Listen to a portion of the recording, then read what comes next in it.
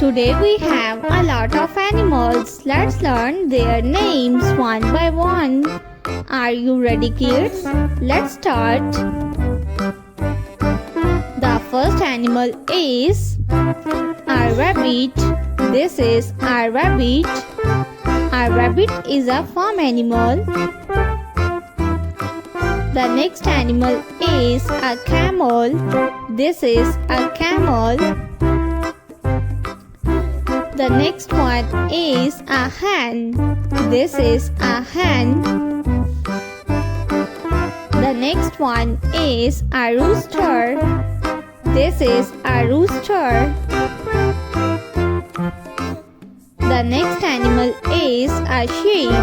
This is a sheep. The next one is a leopard. This is a leopard. The next animal is a cow. The next one is a deer. This is a deer. The next animal is a lion. This is a lion.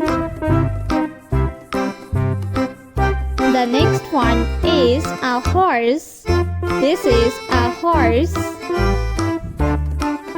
The next one is giraffe. This is giraffe.